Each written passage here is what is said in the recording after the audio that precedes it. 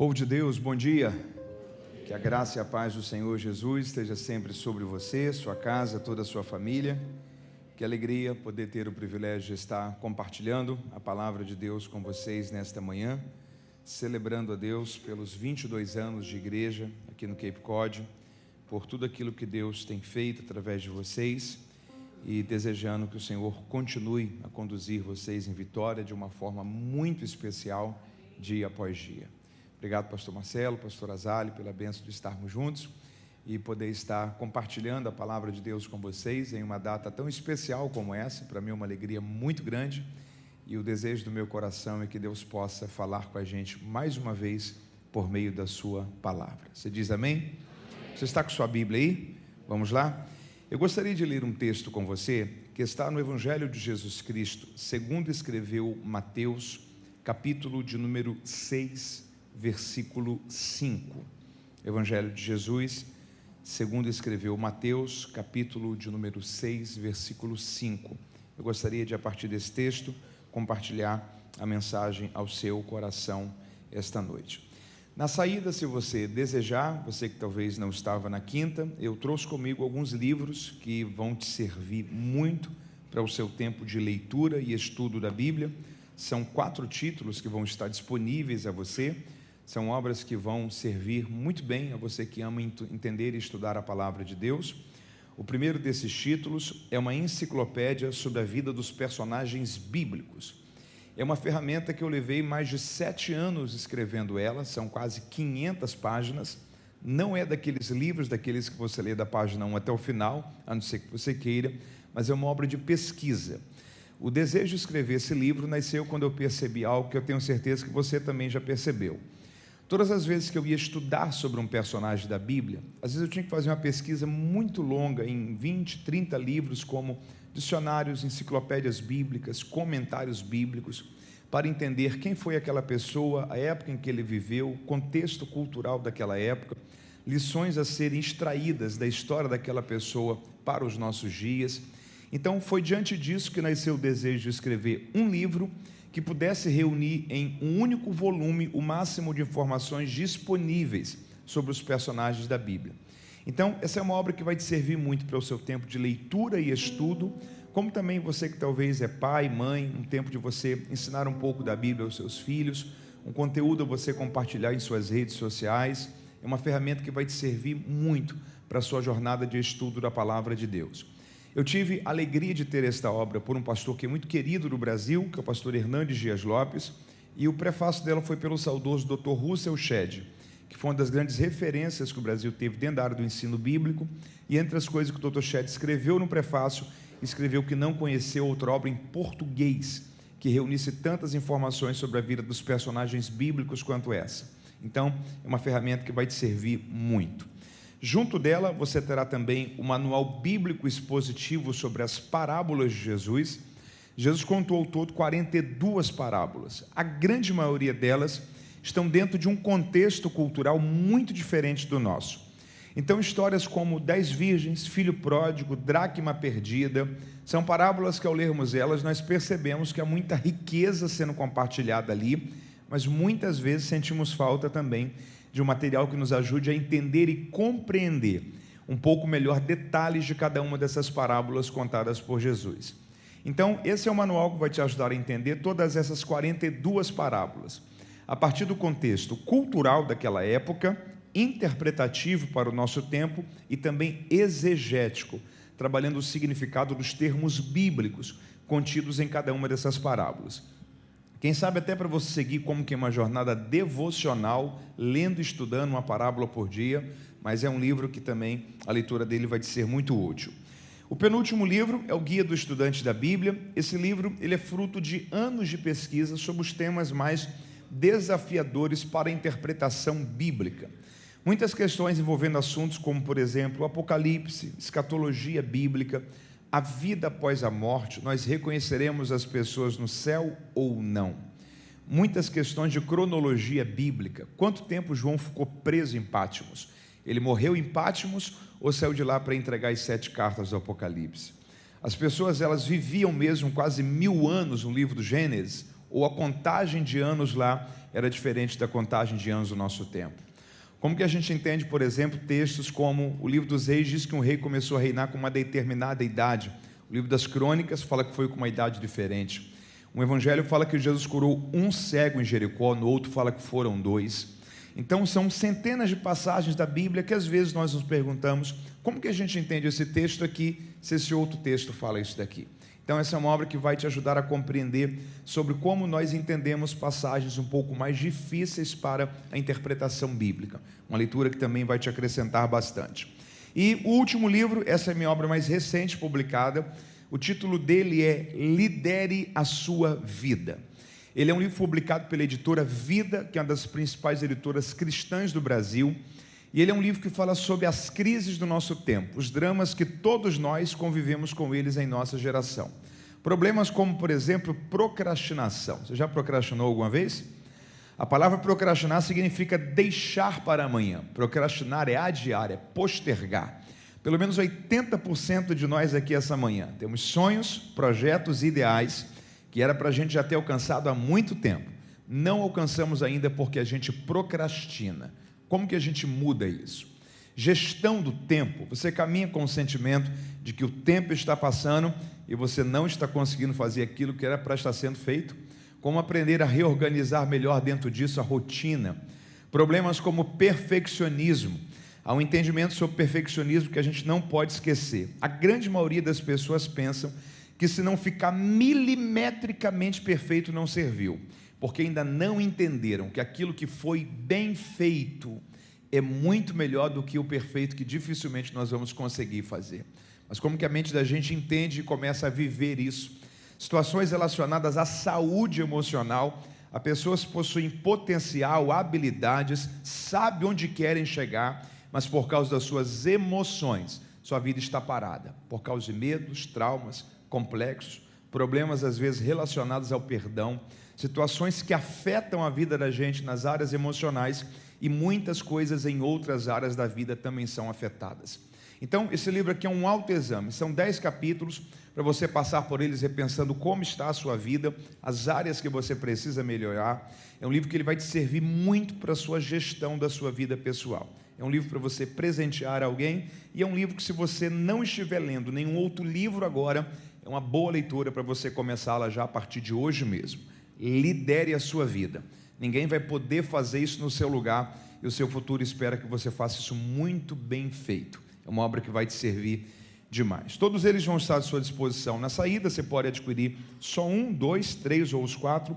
O valor deles, é 20. Se você levar os 4, 70. Passe lá, certamente eles vão te servir, abençoar muito a você e a sua família. Você me ouviu e entendeu? Diga amém.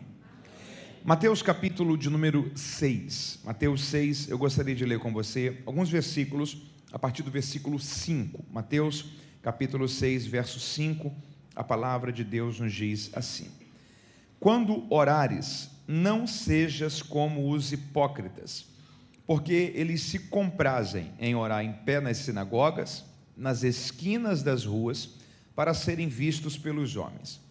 Em verdade vos digo que eles já receberam sua plena recompensa, o seu galardão. Mas tu, quando orares, entra no teu quarto, fecha a sua porta, ore ao seu pai que está em secreto, porque o seu pai que vê em secreto te recompensará publicamente. E orando, não oreis sempre as mesmas coisas, ou não useis de vãs repetições, como fazem os pagãos e os gentios, que pensam que por muito falarem serão ouvidos. Não sejam como eles, porque o vosso Pai Celestial bem sabe o que você precisa, mesmo antes que você o peça. Então, orem assim: Pai nosso que estais nos céus, santificado seja o teu nome. Venha o teu reino e seja feita a tua vontade, assim na terra como no céu. O pão nosso de cada dia nos dá hoje, perdoa-nos as nossas dívidas, assim como nós perdoamos aos nossos devedores. Não nos permita cair em tentação, mas livra-nos do mal, porque teu é o reino, o poder e a glória para sempre. Amém. Versículo 25. Por isso vos digo, não andeis ansiosos quanto à vossa vida, pelo que vocês irão comer, pelo que vocês irão beber, e nem quanto ao vosso corpo, pelo que vocês irão vestir. Não é a vida mais importante do que o mantimento, e o corpo mais importante do que as vestes? Olhe para as aves do céu, elas não semeiam nem cegam, nem ajuntam em celeiros, e o vosso Pai Celestial as alimenta. Vocês não têm muito mais valor do que elas? E quem de vós poderá, com todos os seus esforços e cuidados, acrescentar um côvado à sua estatura ou uma hora à sua vida? Quanto às vestes, por que andais ansiosos? Olhe para os lírios do campo, veja como eles crescem, não trabalham nem tecem. E eu vos digo que nem mesmo Salomão, em todo o seu esplendor, em toda a sua glória, se vestiu como qualquer um deles. Porque se Deus veste assim a erva do campo, que hoje existe e amanhã é lançada no forno, não vos vestirá muito mais a vós, homens de pequena fé? Não andeis, pois, inquietos, dizendo: o que comeremos, o que beberemos, ou com o que nos vestiremos? Porque todas estas coisas os gentios e os pagãos procuram. Certamente, o vosso Pai Celestial bem sabe que vocês precisam delas. Busquem, pois, em primeiro lugar, o reino de Deus e a sua justiça, e todas estas coisas vos serão acrescentadas. E se você leu comigo, diga amém. Quem está com a sua atenção voltada à palavra de Deus, diga graças a Deus. Eu gostaria de compartilhar a mensagem desta noite, desta manhã, ao seu coração, a partir desse texto que todos nós conhecemos tão bem, que são verdades tão simples, porém tão profundas e poderosas, e que nós não podemos tirar do nosso entendimento e da nossa prioridade, da nossa jornada da vida cristã. Esse texto aqui, ele é parte daquilo que nós chamamos da primeira mensagem pública pregada por Jesus, registrada nos evangelhos, que é o Sermão do Monte. O Sermão do Monte, ele está registrado em 3 capítulos do Evangelho de Mateus, Mateus 5, 6 e 7. Ele é um sermão muito completo, porque ele é um sermão que literalmente alcança todas as áreas da vida da gente. O Sermão do Monte, ele fala sobre oração, fala sobre medo, fala sobre ansiedade, fala sobre dinheiro, fala sobre futuro, fala sobre como nós convivemos com os nossos problemas existenciais dessa vida, das nossas emoções, como nós enxergamos o futuro, como nós lidamos com o passado. Então, ele é um sermão que em todas as áreas da nossa vida, ele sempre tem uma orientação de Jesus, nos pontuando sobre como nós devemos viver enquanto estamos aqui na terra. Eu gosto muito da ideia de que o Sermão do Monte, ele é um sermão de alinhamento. Você pode repetir essa palavra comigo? Diga alinhamento. Há poucos meses atrás eu ouvi um contexto sobre alinhamento que eu achei muito interessante. Me permita compartilhar com você esta manhã. Ele diz respeito ao contexto da aviação, mas que se aplica completamente à nossa realidade de vida. Os números sobre alinhamento no que diz respeito à aviação no mundo são muito curiosos. O mundo tem aproximadamente 100 mil voos diários, entre voos comerciais e também particulares. Os Estados Unidos lidera esse ranking com aproximadamente 40 mil voos todos os dias. E a pergunta que a gente faz é, com tantas aeronaves voando ao mesmo tempo, como é que esses aviões não se chocam no céu? Porque você não tem pista, não tem viaduto, não tem sinaleiro. O que você tem aqui embaixo é um indivíduo, que ele é o controlador de voo, e você tem aquilo que cada aeronave possui, que é o mapa do voo, que é aquela linha invisível que ela tem que respeitá-la para que ela possa concluir toda a sua trajetória aérea sem trazer transtornos algum. Guarde essa informação com você. Há um dado muito curioso sobre a aviação, para que todos os dias a aviação no mundo consiga acontecer de forma sem existir acidentes e incidentes algum. Existem 3 alinhamentos que precisam ser respeitados no plano de voo de cada aeronave, para que essa aeronave não sofra nenhum problema e também não coloque nenhuma outra aviação em nenhum problema. São o alinhamento da aceleração, onde esse avião está acelerado, está autorizado para acelerar a direção que ele vai seguir, o caminho que ele vai seguir. O segundo é o movimento de subida, onde em tal grau que ele vai virar, vai fazer tal curvatura, até que ele chega naquilo que a gente chama de altitude cruzeiro, que é quando está a maior parte do seu voo, que é aquele caminho que ele tem que respeitar até iniciar o processo de pouso e chegar ao seu destino final. 3 alinhamentos: da aceleração, da subida e do alinhamento em altitude cruzeiro. Se aqui na aceleração, se ao invés dele acelerar nessa direção, se ele desviar 1 polegada, 2,5 centímetros para cá, e não corrigir, isso dá uma distância de que quando ele chega em altitude cruzeiro, isso dá uma diferença de mais de 2 milhas, mais de 3.000 metros, daquele que é o campo aéreo que ele está autorizado a voar. 2,5 centímetros, 1 polegada, desviados aqui e não corrigidos, dá uma distância de mais de 2 milhas ou 3.000 metros em altitude cruzeiro. Diante disso, há um ditado na aviação que ele vale para a vida. Guarde isso com você. Pequenos desvios não corrigidos hoje causam tragédias fatais amanhã. Pequenos desvios não corrigidos hoje causam tragédias fatais amanhã, seja em que área for da sua vida. Na sua vida cristã, na forma como você tem lidado com as suas emoções, na forma como você tem administrado os seus conflitos familiares, seja no seu casamento, na sua comunicação com seus filhos, seja na forma como você tem lidado com a sua saúde. Talvez a gente pare e fale assim: Mateus, é um pequeno desvio, é um pequeno problema. Ninguém tem uma vida 100% perfeita. Eu concordo com você. O problema é quando a gente vai aceitando coisas que não estão normais, como se estivessem normais. E a gente vai flexibilizando, e o coração vai desviando, e a comunhão com Deus vai enfraquecendo, e o nosso cuidado pessoal vai sendo cada vez mais relativizado. E a gente vai desviando, e às vezes um problema que era fácil de ser resolvido hoje, mas que a gente começa a tratá-lo como se fosse um problema de estimação, e não combate, e não resolve, e não soluciona, aumenta amanhã, muito maior depois de amanhã, em um ano pode trazer um distanciamento, em uma década pode dar uma diferença de uma eternidade, de alguém que estava indo para uma eternidade com Deus, para alguém que está indo para uma eternidade sem Deus. Deixa eu dizer uma coisa para você: não aceite nada que você sabe que está desviando na sua vida daquilo que é a vontade e o caminho de Deus para você. Que esta manhã seja uma manhã para a gente dizer: Senhor, sonda o meu coração e vê se há em mim algum caminho mau, porque eu não quero brincar com a rota, eu não quero brincar com a trajetória, eu não quero brincar com o futuro, eu quero alinhar a minha vida com aquilo que é o teu caminho, porque eu quero terminar bem para a glória do Senhor sobre a minha história. Então, o Sermão do Monte é um desses sermões de alinhamento, porque ele vai vasculhando o coração da gente. Talvez fique aqui uma boa sugestão para você essa semana. Pegue algum momento dessa semana e leia esses 3 capítulos, 5, 6 e 7 de Mateus.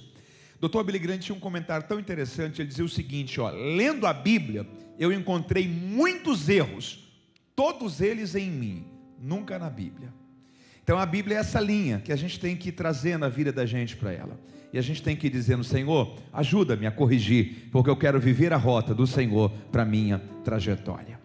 Então, dentro dessa coletânea de assuntos que Jesus está compartilhando e alinhando o coração da gente no Sermão do Monte, no capítulo 6 ele vai falar sobre oração e sobre como é a vida no reino de Deus.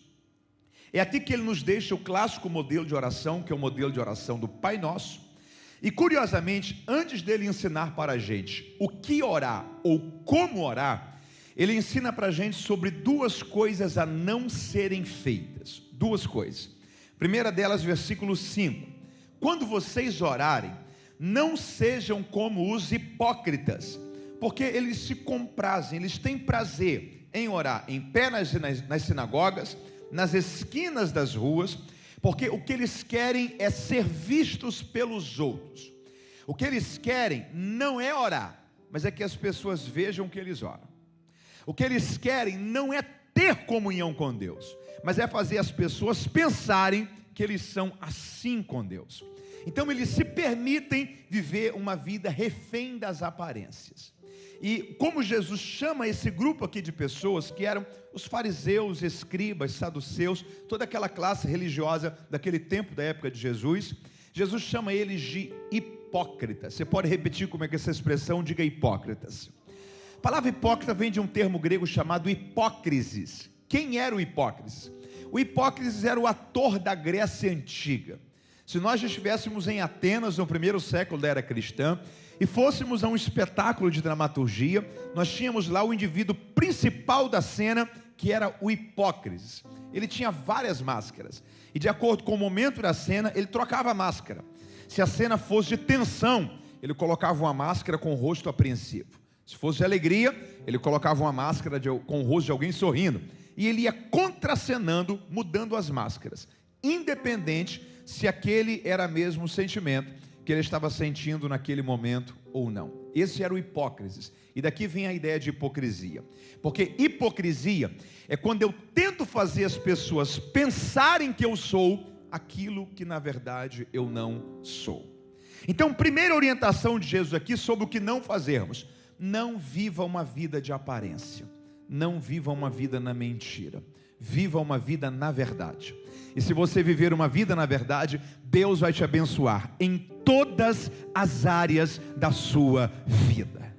Segunda coisa que Jesus orienta para a gente aqui sobre o que não fazermos, verso 7.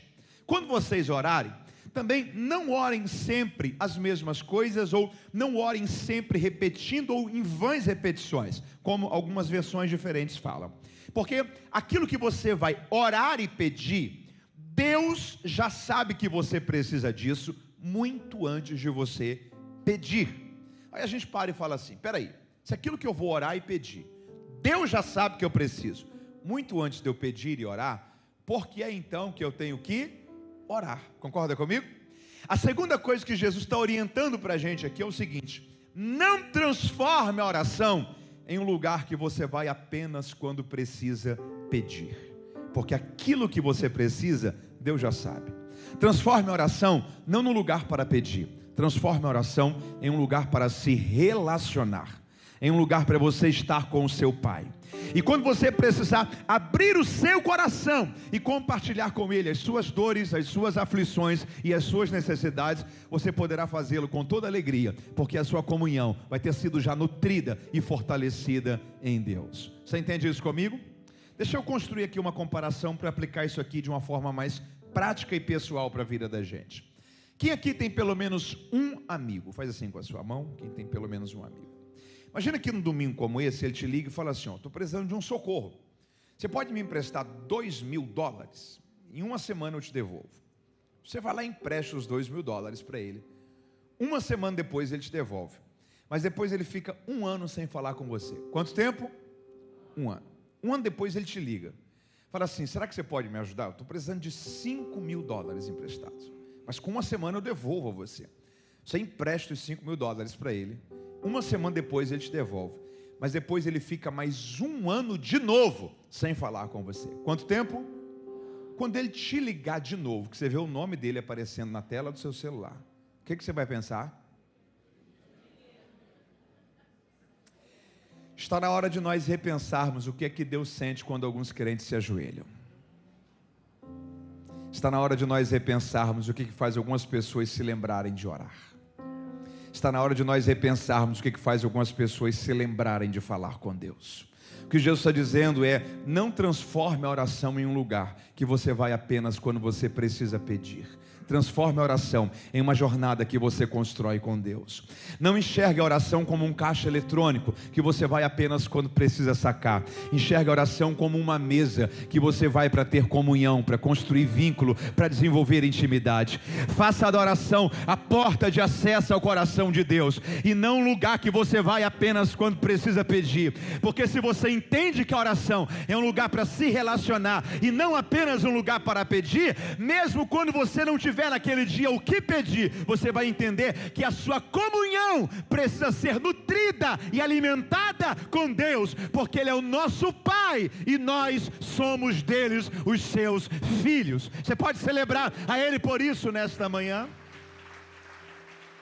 Então são duas coisas aqui que Jesus está olhando para a gente, está dizendo no Sermão do Monte: ó, cuidado, não façam isso. Não vivam uma vida de aparência, uma vida de mentira, E não transformem a oração em um lugar que você vai apenas quando você precisa pedir. Aí é na sequência disso que Jesus nos ensina como orar, ou nos deixa o modelo de oração do Pai Nosso. Quem aqui já orou o Pai Nosso pelo menos uma vez na vida? Faz assim com a sua mão. O Pai Nosso é uma oração de 6 pedidos. Quantos pedidos? Vamos comigo, quantos? Primeiro deles, santificado seja o seu nome. Segundo, que venha o seu reino. Terceiro lugar, que seja feita a sua vontade. São quantos pedidos? Já foi metade, sim ou não? Pedi alguma coisa para mim? Falei do que eu preciso? Apresentei minhas dores? Não. Metade da oração do Pai Nosso não é sobre o que eu preciso, não é sobre o que angustia o meu coração, não é sobre o que aflige a minha alma. Até porque se aquilo que eu vou pedir Ele já sabe, talvez eu não devo ter assim tanta pressa em pedir. Metade da oração do Pai Nosso é sobre o nome de Deus, é sobre o reino de Deus, é sobre a vontade de Deus. Aí depois que eu oro isso, aí sim eu peço para mim. E quando eu peço para mim, eu resumo todas as minhas necessidades em 3 coisas. Diga comigo: pão, perdão e proteção. Primeira coisa que eu peço para mim é pão. É o quê? Pão. O pão nosso de cada dia nos dê hoje. Pão aqui não representa apenas comida. Pão aqui representa todas as necessidades básicas, constantes e rotineiras da vida, que hoje sendo supridas, Senhor, muito obrigado. Mas e amanhã? Amanhã eu vou precisar de novo. E depois de amanhã, de novo. E no outro dia, de novo. Isso acontece também com você? Você chega ao dia 30 do mês, olha para trás e fala assim: Senhor, muito obrigado, o Senhor cuidou de mim mais um mês. Os compromissos foram honrados em casa, na empresa, venci mais um mês. Dia 1º do outro mês, olha para você e fala assim: bom dia, tudo bem com você? Aí você começa de novo. Dia 1, 2, 3, 5, 10, 15, 20, 25, 30. Ufa! Venci mais um mês. Outro mês olha para você e fala assim: como é que você está? Mateus, isso vai durar até quando? Isso vai durar para sempre, porque isso é pão. Resolveu hoje, amanhã eu preciso de novo. E depois de amanhã, de novo. Alguém aqui precisa sempre que Deus dê o pão? Segunda coisa que a gente sempre pede quando ora é perdão. É o quê? Perdoe as nossas dívidas, as nossas ofensas. Perdoe-nos. A gente sempre está orando a Deus pedindo perdão. Senhor, me perdoe. Por quê? Porque eu falei que não era para ter falado. Pensei o que não era para ter pensado, fiz o que não era para ter feito, julguei que não era para ter julgado. Se há uma coisa que a gente sempre está pedindo a Deus enquanto oramos, é o quê? Perdão. E se tem uma terceira coisa que sempre está presente em nossas orações, é proteção. Senhor, abençoe, protege a ida, a vinda, a viagem, os filhos, a semana, abençoe o ano, guarda, livra de todo mal. Quando Jesus fala aqui sobre proteção, ele coloca uma expressão tão interessante. Ele fala assim, ó: não nos deixe cair em tentação. Não seria mais fácil para a gente se o verbo aqui fosse passar? Mas o verbo é passar? Não, o verbo é o quê? Cair. Porque a questão não é se passaremos ou não. A Bíblia diz que até Cristo em tudo foi tentado. A questão é quando passarmos, que a proteção do Senhor esteja sobre nós e o Senhor não nos deixe cair em tentação. Guarde uma coisa com você: a tentação é um caminho perigoso em que se passa.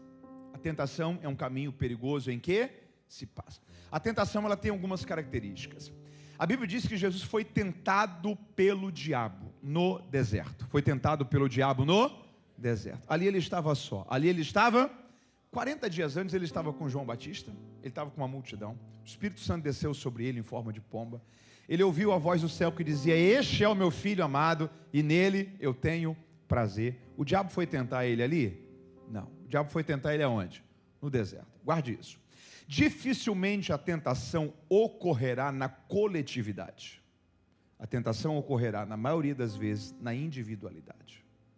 O diabo não vai vir te tentar quando você está aqui na igreja, ou quando você está no seu lighthouse, no seu pequeno grupo. Ele vai te tentar quando você estiver sozinho, quando você estiver no trabalho. Porque dificilmente a tentação ocorrerá na coletividade. A tentação, na grande maioria das vezes, ocorrerá na individualidade. A tentação é como um caminho apertado em um penhasco. Você precisa passar por ele sem cair. Guarde uma coisa com você: o coração é uma casa sem porta. O coração é uma casa sem... Você não consegue controlar o que passa por ele, você consegue controlar o que permanece nele, ok? Em um dia normal da sua vida, você pode ouvir uma notícia que te traz uma raiz de amargura, ou ativa em você um gatilho de ira, ou você pode ser tentado em alguma área que, se você não tiver cuidado, em questão de instantes, você peca naquela situação. 10 minutos antes, você conseguia prever que 10 minutos depois você ia estar enfrentando essa guerra? Não. 30 minutos antes, você conseguia prever que 30 minutos depois você estaria passando por essa situação? Não, você não conseguiu controlar que isso passasse pelo seu coração, porque o coração é uma casa sem porta. A gente não consegue controlar o que passa por ele, mas a gente consegue controlar o que permanece nele. Todas as vezes que passar pelo seu coração um sentimento que você sabe que não é de Deus para a sua vida, rejeite e repreenda isto no nome de Jesus, porque você é um filho de Deus, você carrega o DNA de Deus, a santidade de Deus na sua vida. Não nos deixe cair em tentação, mas livra-nos do mal, porque teu é o reino, o poder e a glória para sempre. Amém. Sempre haverá cuidado, provisão e proteção de Deus sobre a história da sua vida. Você pode louvar a Ele por isso. Pai Nosso passa por esse sentimento. A gente ora pelo nome de Deus, pelo reino de Deus, pela vontade de Deus, e a gente pede para a gente as nossas necessidades mais básicas. Eu não sei você, mas eu cresci ouvindo que o Pai Nosso era uma oração para mim aprender, memorizar e repetir. Isso aconteceu com você também? Também? Não é curioso que no texto que Jesus nos deixa o modelo de oração, para a gente repetir, 2 versículos antes, ele fala assim, ó, quando você for orar, não ore repetindo as mesmas coisas. Mateus, então não é mais para mim repetir o Pai Nosso? Claro que é, ore e repita quantas vezes for preciso. Mas o que Jesus está dizendo aqui é, cuidado para você não fazer isso de forma vã. Quando é que eu oro o Pai Nosso de forma vã? Quando eu oro com a boca, mas não com o coração. Quando eu oro porque memorizei, mas não reflito sobre o que eu estou orando. Quando eu oro porque decorei, mas não alinho a minha vida com aquilo que está sendo orado. Porque a oração do Pai Nosso é uma oração de alinhamento, é uma oração de... Há 3 convicções. Primeira delas, guarde isso com você. Em Deus, nós temos um Pai. Você pode repetir isso comigo? Diga, em Deus, eu tenho um Pai. Deixa eu dizer uma coisa para você, Ele é o seu Deus, mas também Ele é o seu Pai. Por 382 vezes nos evangelhos, Jesus se referiu ao Pai. Apenas 2 vezes Ele chamou o Pai de Deus. 380 vezes Ele chamou o Pai de Pai. Talvez você fale assim, Mateus, não é porque Ele era o único filho, unigênito? Não, porque um dia os discípulos disseram, Senhor, ensina-nos a orar. E o Senhor disse, quando vocês forem orar, orem chamando Ele de Pai. Sabe o que Jesus estava dizendo? Veja Ele como Deus, respeite Ele como Deus, mas se relacione com Ele como Pai. Veja Ele como alguém, como uma pessoa que você tem acesso, Ele te ouve, Ele te ama, e você pode sempre abrir o seu coração e estar na presença dEle. As únicas 2 vezes que Jesus chamou o Pai de Deus foi na cruz, quando Ele disse, Eli, Eli, lama sabachthani, Deus meu, por que me desamparastes? Só que aquela não foi a última fala de Jesus na cruz. A última fala de Jesus na cruz foi, Pai, em tuas mãos eu entrego o meu espírito. Até quando chamou o Pai de Deus, Ele encerrou chamando esse Deus de Pai. Sabe o que Ele estava dizendo? Acesse o Pai que há em Deus, encontre o Pai que há em Deus. Ele é o seu Deus, mas também Ele é o seu Pai. Quem pode celebrá-lo pela paternidade dEle sobre as nossas vidas? Levante suas mãos e diga assim, em Deus eu tenho um Pai. Quem aqui é pai ou mãe? Faz assim com a sua mão. Deixa eu fazer uma pergunta para você. Você ama os seus filhos, sim ou não? Se eles mentem para você, você deixa de amá-los por causa disso? Não. Mas você fica feliz com eles? Também não. Aqui é um entendimento que a gente tem que entender sobre a paternidade de Deus. Os nossos erros não fazem Deus deixar de nos amar, mas os nossos erros entristecem o coração de Deus. Se a alegria do Senhor é a nossa força, a tristeza de Deus resulta o que na gente? Fraqueza. O entendimento de viver uma vida para a glória de Deus, fugindo do pecado, não é porque Deus vai deixar de nos amar se nós pecarmos, mas é porque o pecado vai destruindo a imagem de Deus, a pureza de Deus, a santidade de Deus. E guarde uma coisa com você: pureza é algo que só sabe que tem depois que perde. Pureza é algo que só sabe que tem depois que perde. Você lembra de Adão e Eva? Eles estavam nus no jardim, não sabiam que estavam puros. Quando eles perderam a pureza, sentiram vergonha e foram costurar vestes com folhas de figueira. Quando eles estavam puros, eles não sabiam que eram puros. Porque o que te mantém em pureza é obediência. Pureza é algo que só se sabe que tem depois que perde. Deixa eu dizer uma coisa para você: uma vida para a glória de Deus, uma vida que foge do pecado, uma vida que obedece a Deus, é uma vida que está sendo preservada em pureza. Pureza é como uma cápsula que te protege, guarda o seu coração, guarda a sua vida, fortalece a sua fé e mantém você conectado com Deus. Eu estou crendo em nome de Jesus, nós seremos filhos que viveremos não apenas para a glória de Deus, mas para a alegria dEle, e a presença dEle permanecerá sustentando a nossa jornada de comunhão com Ele. Repita comigo: filhos de Deus. Em primeiro lugar, em Deus nós temos um Pai. Temos um Pai. Segundo lugar, é desejo de Deus que vivamos uma vida que reproduz o modelo dele. Você pode bater no seu peito e dizer isso? Diga: eu preciso viver uma vida, diga, que reproduz, fale comigo, o modelo de vida de Deus. A Bíblia diz que em Antioquia, os discípulos foram pela primeira vez chamados o quê? Cristãos. Você consegue imaginar essa cena? A igreja estava começando no mundo, ninguém sabia o que era igreja, o que era pastor, nada disso. A igreja está começando no mundo. A igreja havia nascido em Jerusalém, o evangelho está começando a ser pregado em outras regiões, nasce uma igreja em Antioquia. E a sociedade de Antioquia está vendo os cristãos começarem a se reunir nos cultos. E eles estão perguntando: quem são essas pessoas? Eles se reúnem em torno de quê? É alguma causa filosófica? Não. Política? Não. Étnica? Não. Não há nada que unifique a reunião deles a o quê? A vida de um homem chamado Jesus, o Cristo. Então quer dizer que a forma como eles vivem, como eles tratam uns aos outros, como eles formam famílias, tem a ver com o modelo de vida que Jesus deixou? Justamente. Se a vida que eles estão vivendo é a vida que Jesus ensinou a viver, então só tem uma forma da gente chamar esse povo: nós vamos chamá-los de cristãos. Em Antioquia foram os discípulos pela primeira vez chamados cristãos. Sabe qual é a pergunta que a gente tem que fazer? Se não houvesse ainda o termo cristãos, mas se a sociedade do século 21 olhasse para mim e para você, nós ainda seríamos chamados de cristãos? Ou será que nós não lembramos mais o modelo de vida que Cristo viveu? Quem aqui é filho de Deus faz assim? Você é um filho que lembra o seu pai? As pessoas sabem que você é cristão. Você consegue ainda ser sal, tardar o apodrecimento. O ambiente que você está, quando você chega, algumas coisas deixam de ser faladas, porque tem um cristão ali. Sua fé ainda consegue contagiar mais alguém?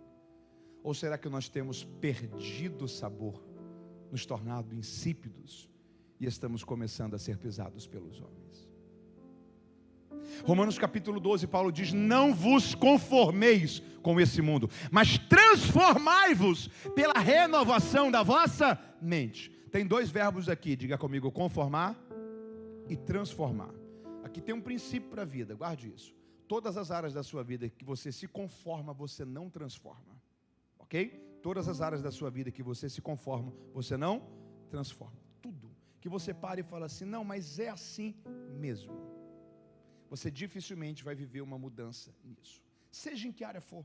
Às vezes um hábito de alguém que para e fala assim: ah, mas eu sou assim porque o meu pai era assim, eu sou assim porque minha mãe era assim, eu vivo isso porque todo mundo da minha família sempre viveu isso. Deixa eu dizer uma coisa para você: pare de colocar limites em situações que você não tem que se conformar a isso, mas você tem que transformar isso. Está comigo aí? Repita comigo: conformar e transformar. Todas as áreas da sua vida que você se conforma, você não transforma. Repita comigo: eu preciso repensar o porquê eu faço, diga, as coisas do jeito que eu faço. Vamos de novo, diga: eu preciso repensar porque eu faço as coisas do jeito que eu faço. Você está comigo aí? Tem uma história, um estudo que foi feito, muito interessante. Pegaram 5 macacos. Quantos macacos? Colocaram dentro de uma jaula. E soltaram um 6º macaco por último. Depois que os 5 macacos iniciais já haviam se habituado na jaula. Colocaram uma escada e colocaram um cacho de bananas em cima. Os 5 macacos que estavam primeiro já haviam se habituado ao ambiente. Quando colocaram a escada, o cacho de banana em cima e jogaram o 6º macaco, esse 6º macaco não estava habituado ao ambiente. Quando ele chegou lá embaixo, o que ele fez? Escada para pegar a banana. Homens estavam em cima da jaula com baldes de água e jogaram nos 5 macacos que estavam embaixo. Eles entenderam, a gente está sendo punido por causa do comportamento desse intruso que acabou de chegar aqui. Eles fizeram o quê? Subiram, pegaram esse macaco, jogaram no chão e bateram nele. Tiraram dos 5 macacos, colocaram um macaco novo. O macaco novo entrou na jaula. O que aconteceu com os outros 5 macacos? Pegaram o macaco, antes que ele conseguisse chegar na banana, jogaram no chão, bateram nele. Porém, dessa vez não jogaram água. Trocaram o macaco, colocaram um macaco novo. O macaco novo entrou. Aconteceu o quê? Apanhou. Trocaram, botaram outro macaco. O que aconteceu de novo? Apanhou. Trocaram, botaram outro macaco. O que aconteceu de novo? Apanhou. Até que no final você tinha 6 macacos dentro da jaula. Que todo macaco novo que entrava, apanhava. Mas nenhum dos 6 havia recebido água no início.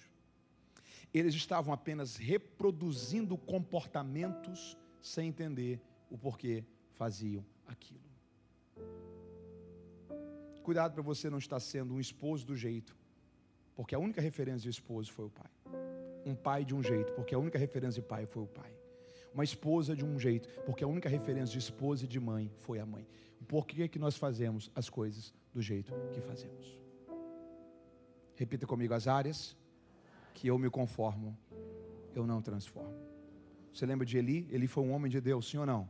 Qual foi a crise de Eli? Paternidade. Os filhos dele, Ófni e Finéias, coração desviado de Deus. Samuel cresceu aonde?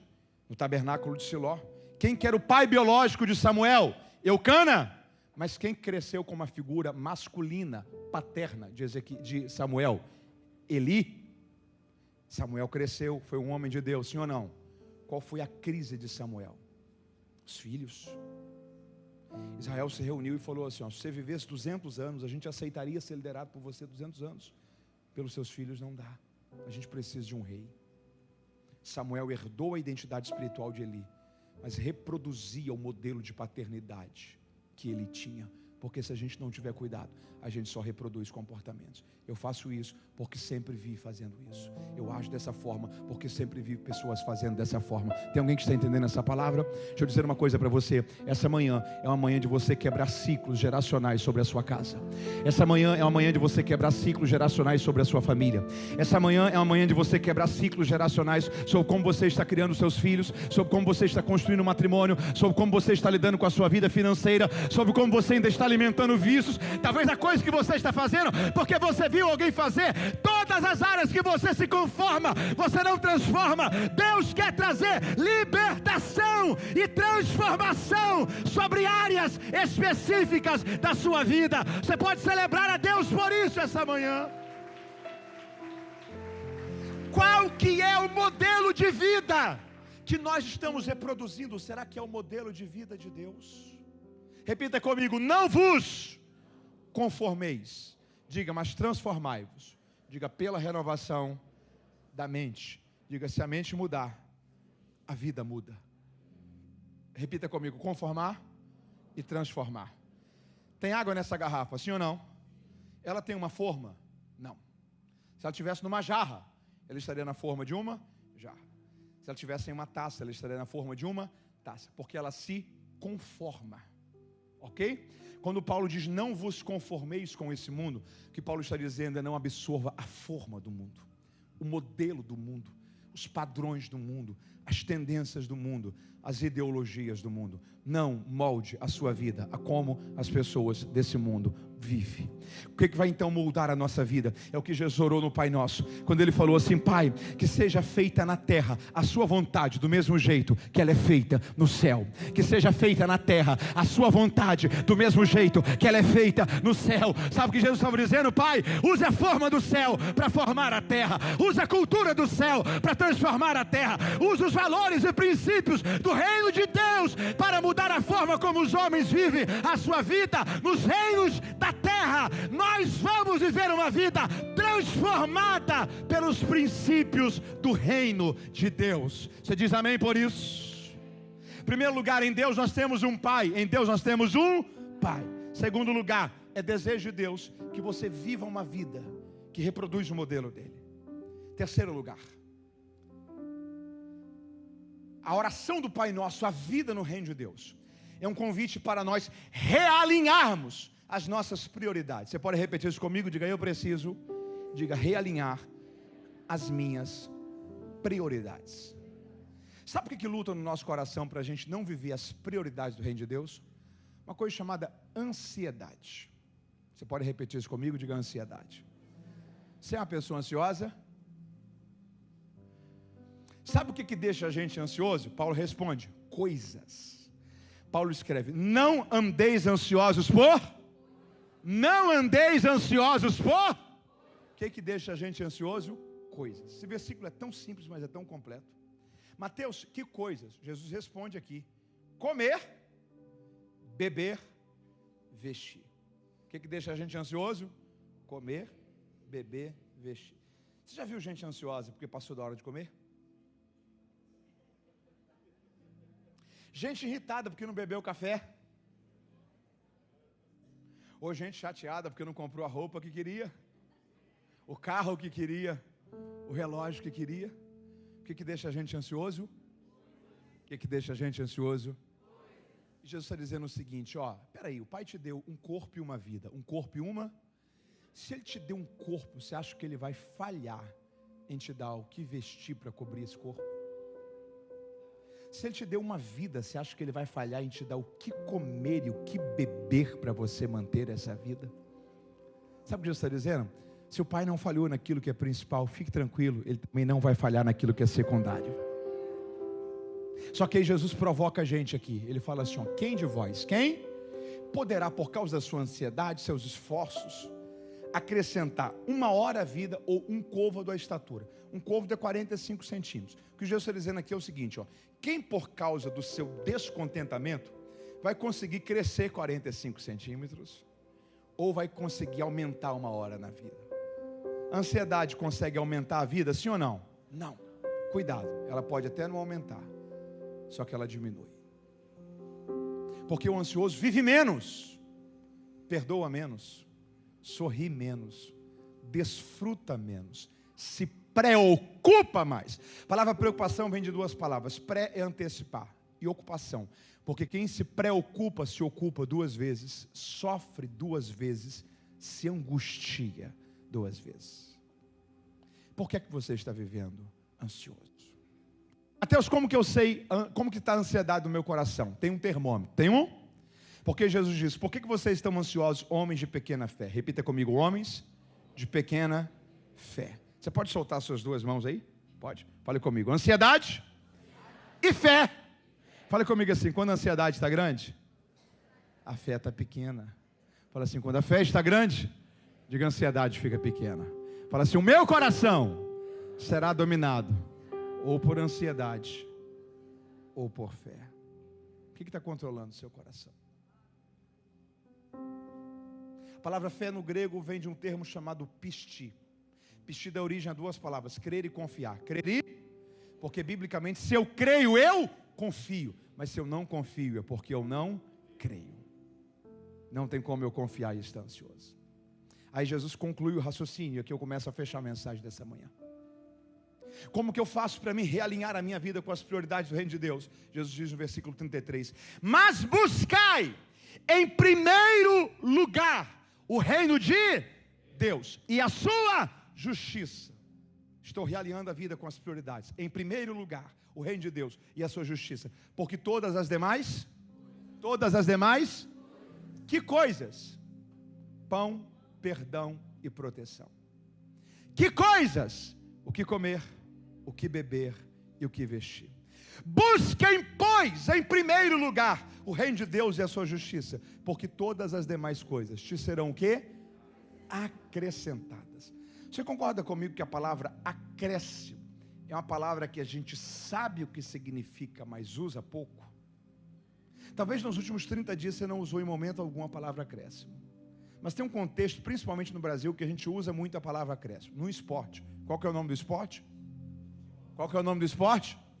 Futebol é um jogo de 90 minutos. Quantos minutos? Final de cada tempo o juiz dá uma coisa chamada o quê? O acréscimo é quantos minutos? 2, 3, dificilmente passa de 5. O jogo mesmo é quantos minutos?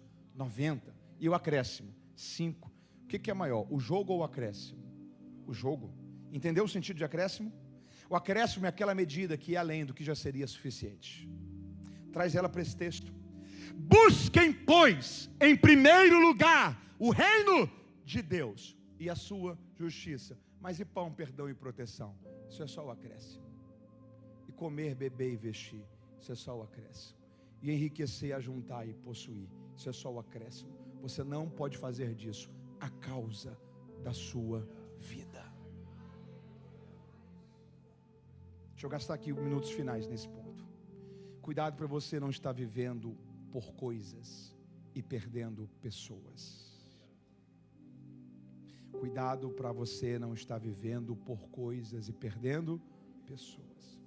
Tem uma lógica sobre a vida que eu acho ela maravilhosa. A vida é um fogão de 4 bocas. Quantas bocas? Quantos? 4. Repita comigo. Saúde, família, amigos, trabalho. Vamos lá, diga saúde, diga amigos, diga família, trabalhos. Normalmente, para você ter muito êxito, a chama do trabalho está muito forte, você é tentado a sacrificar uma das 3 bocas. Às vezes, para a pessoa trabalhar muito, ela sacrifica saúde, família ou amigos. Tem uma frase maravilhosa, um pensamento de um filósofo indiano, perguntaram para ele, o que mais te assusta na humanidade? Ele falou, se o homem é. Mas por quê? Porque a maioria dos homens, mulheres, seres humanos, vivem como se nunca fossem morrer. E às vezes terminam a vida sem de fato ter vivido.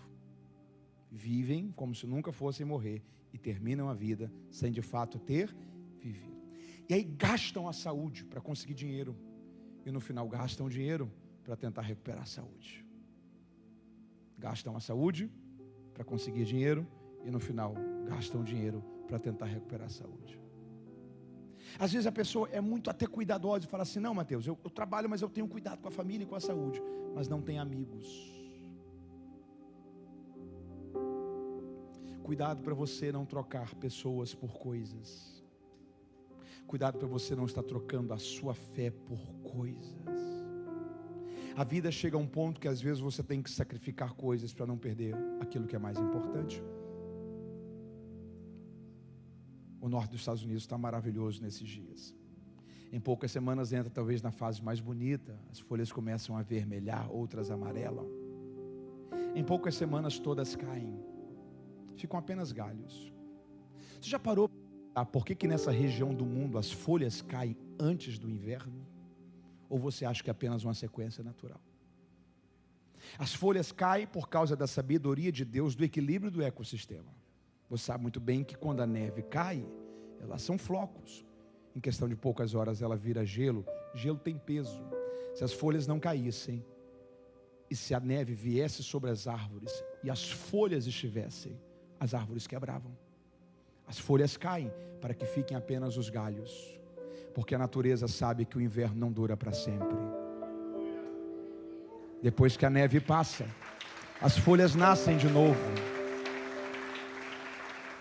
Tem horas da vida que você tem que sacrificar folhas para não perder a árvore. Tem horas da vida que você tem que sacrificar coisas para não perder o casamento. Tem horas da vida que você tem que sacrificar folhas para não perder os filhos. Tem horas da vida que você tem que sacrificar folhas para não perder Jesus. O que você está sacrificando nas bocas da sua vida? Cuidado para você não estar fazendo a razão da sua vida as coisas, a razão da sua vida as. Estou fechando a mensagem aqui. Pastor Marcelo, você pode me ajudar? Vem aqui, por favor. Me ajuda aqui também, por favor, pastores jovens. Vem aqui, por favor. Levante suas mãos e diga assim: Senhor, eu preciso equilibrar a vida. Você vai representar as coisas. Você vai representar o quê? E você vai representar Deus. Você vai representar quem? E Ele vai representar o quê? As coisas. A vida é um eterno conflito entre coisas e Deus. O que Jesus está dizendo aqui é o seguinte: busque, pois, em primeiro lugar o reino de... Fale comigo, prioridades. Busque, pois, em primeiro lugar o reino de... E a sua... Porque o que vai ser acrescentado para você? As coisas. Me ajuda aqui, por favor. Isso, por favor. Você pode permanecer aqui. Eu vou dar 2 passos em direção a ele. Vou pedir para você se distanciar de mim 2 passos. Ok? Mas pode ficar aqui. Ok? Por enquanto. Guarde isso com você. Todas as vezes que ao invés de você priorizar Deus, você prioriza as coisas, acontece isso com você, ó. Você se aproxima das coisas, 2 passos para lá, e você se distancia de Deus. Todas as vezes que ao invés de você priorizar Deus, você prioriza as coisas, você confia demais e se aproxima das coisas, e você se distancia de... Já percebeu isso? O problema é só um: excesso de coisas causa o que no coração da gente? Ansiedade. Você vive com menos paz. As coisas não preenchem o coração. Um vazio existencial absurdo. Você achava que antes seu problema era números, era ter. O Arthur Schopenhauer tem uma frase maravilhosa. Ele diz que a vida é um eterno pêndulo, a vida é uma eterna oscilação entre a ânsia de ter e o tédio de possuir.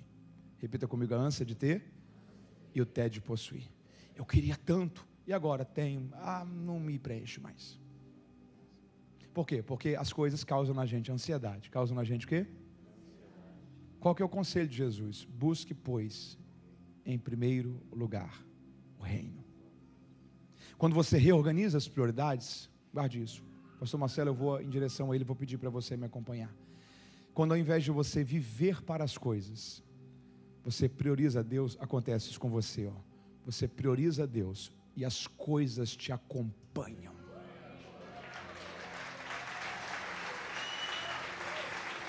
Você prioriza Deus e as coisas te são acrescentadas.